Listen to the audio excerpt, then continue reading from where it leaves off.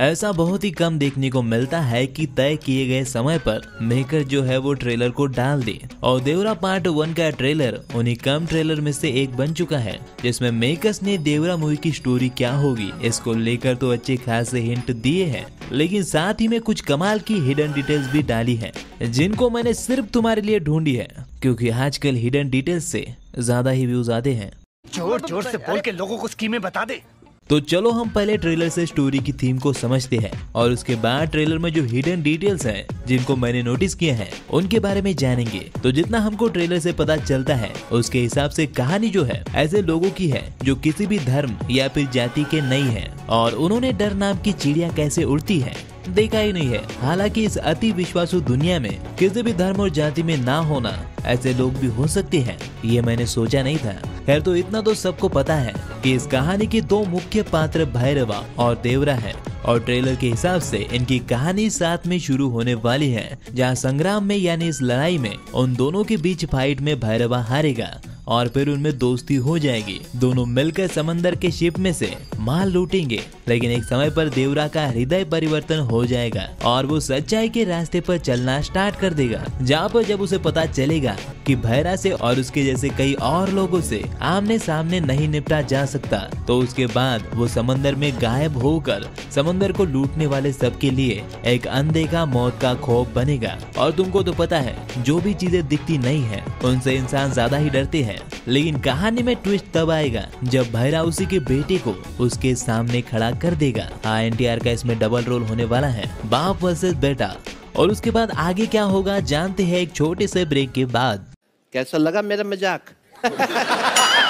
अब देखो यार, ट्रेलर देखकर तो स्टोरी लाइन यही लग रही है। अब ये कितना सच होगा और कितना गलत ये तो मूवी में ही पता चलेगा, लेकिन उससे पहले चलो हिडन डिटेल जान लेते हैं। अब मैंने तुम्हें ये तो बता दिया है कि भैरवा और देवरा एक समय पर साथ मिलकर समंदर में लूट मार करेंगे, लेकिन वो अपना लूट का माल लोकल पॉलिटिशियंस या फिर लोकल भाई लोगों को बेचेंगे और ये हमें इस सीन से पता चलता है। वैसे क्या तुमको पता है कि देवरा के कैरेक्टर के चेंज होने का यानी उसके हृदय परिवर्तन होने का रीजन भी ये फाइट सीन ही होने वाला है, जहाँ भैरा और उसके लोग जो हैं वो कुछ नेवी ऑफिसर्स को बेदर्दी से कत्ल करेंगे। और अगर तुम ध्यान से देखोगे तो देवरा भी यहीं पर है, जिसकी शक्ल से साफ पता चल रहा है कि वो इस कत्ले आम से बिल्कुल खुश नहीं है, इसलिए इस सीन में वो अपने ही आदमियों को मार रहा है। और ये वही सीन है, ये उसके कपड़ों से पता चलता है और उसके पीछे भी बाकी सारे लोग नेवी ऑफिसर्स को ही मार रहे हैं। तो बेसिकली होगा कुछ ऐसा कि अपने लोगों के भले के लिए देवरा भैरा के साथ लूटमार करने के लिए तैयार होगा,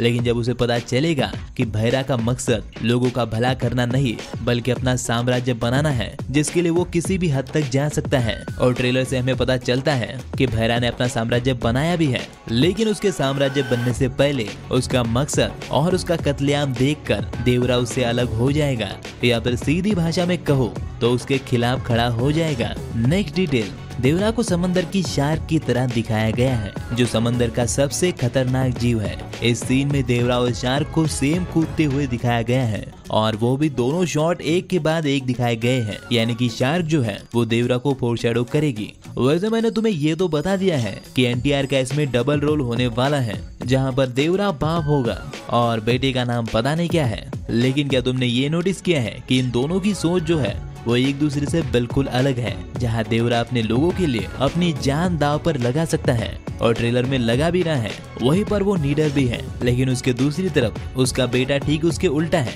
जहां पर वो सिर्फ अपनी देखता है, यानी उसे बाकी सबसे कोई लेना देना नहीं है और वो काफी फट्टू भी है। नेक्स्ट डिटेल, जानवी कपूर का कैरेक्टर जिसका नाम थंगम है, ये कैसा नाम है यार। खैर वो पठान की रुबाई जैसा हो सकता है, जिसके हुस्न के जाल में फंसकर भैरा देवरा के बेटे को उसी के खिलाफ खड़ा कर सकता है। भैरा कहता भी है कि उसे देवरा को मारने के लिए उसी के जैसा एक हथियार चाहिए या फिर सही हथियार चाहिए। और इधर देवरा का बेटा भी थंगम का उसके बाप से कंपैरिजन करने से ट्रिगर हो रहा है।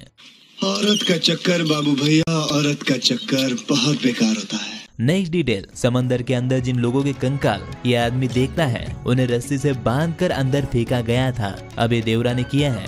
या फिर भैरा ने, ये तो पता नहीं, तुम्हें क्या लगता है? वैसे अगली डिटेल मेरे को पर्सनली काफी अच्छी लगी, जहाँ दोनों लैंग्वेज के टाइटल में जो फंट यूज हुए हैं उन्हें जो है देवरा और भैरवा के हथियारों से बनाया गया है। अगर तुम ध्यान से नोटिस करोगे तो टाइटल के फंट में जो हथियार है उसे ट्रेलर में भैरवा और देवरा दोनों यूज करते दिख रहे हैं, और खून से चांद को पूरा करने के बाद ये वाली डिटेल भी माइंड ब्लोइंग थी। वैसे यार समंदर के अंदर नाव में आग के बीच खून से भरा चाकू लेकर देवरा ही है, यही सब लोगों को लग रहा होगा, लेकिन एक्चुअली में ये भैरा है। अब मैं ऐसा इसीलिए कह रहा हूँ क्योंकि ये हथियार जो है इस सीन में हम भैरा के पास देख सकते हैं। हालांकि ये थोड़ा कंफ्यूजिंग हो सकता है क्योंकि उसी के दूसरे हाथ में जो हथियार हमें दिख रहा है वो देवरा के इस हथियार से काफी मिलता जुलता है, पर ध्यान से देखोगे तो दोनों अलग अलग लगते हैं। मतलब इन दोनों हथियारों में थोड़ा सा अंतर मुझे लग रहा है। हालांकि हथियारों को देखकर कुछ भी कहना बहुत मुश्किल है क्योंकि लड़ाई में कोई भी किसी के हथियार ले सकता है।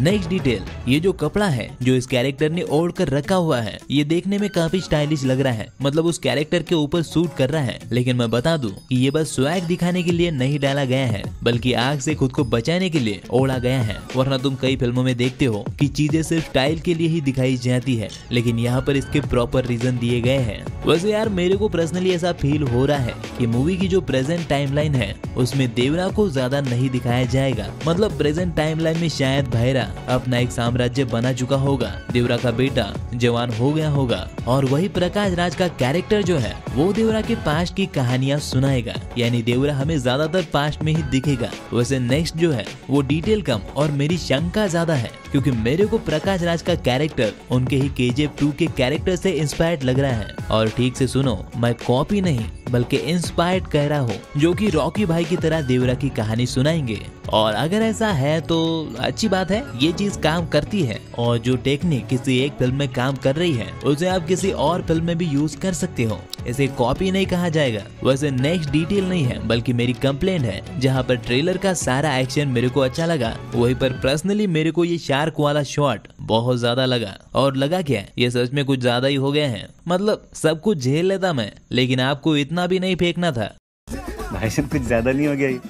मतलब कुछ भी। खैर ट्रेलर से पहले मूवी को लेकर जो मेरा एक्साइटमेंट था वो अब भी बरकरार है। थोड़ी चीजें इधर उधर हो गई है, पर मैं इस बात से खुश हूँ कि समंदर को एक्सप्लोर करते हुए भी फिल्म बनाई जा रही है। पता है क्या, ऐसे बहुत सी चीजें हैं जिन्हें इंडियन सिनेमा में कवर ही नहीं किया जाता, और समंदर भी उन्हीं में से एक है। तो ऑडियंस को कुछ नया दिखाने के लिए या फिर कुछ नया ट्राई करने के लिए मेकर्स की तारीफ तो बनती है। बाकी अगर तुम्हें वीडियो अच्छा लगा हो तो मैंने मैड डॉग सुपरनैचुरल यूनिवर्स की अपकमिंग मूवीज पर भी एक कमाल की वीडियो बनाई है, जिसमें मैंने उनकी आने वाली सभी फिल्में यानी एंड गेम तक जो भी फिल्में आएंगी उन सबको कवर किया है। अगर तुम इंटरेस्टेड हो तो वो वीडियो तुम्हें लेफ्ट साइड में मिल जाएगी। बाकी जाने से पहले वीडियो को लाइक, शेयर और सब्सक्राइब कर दो।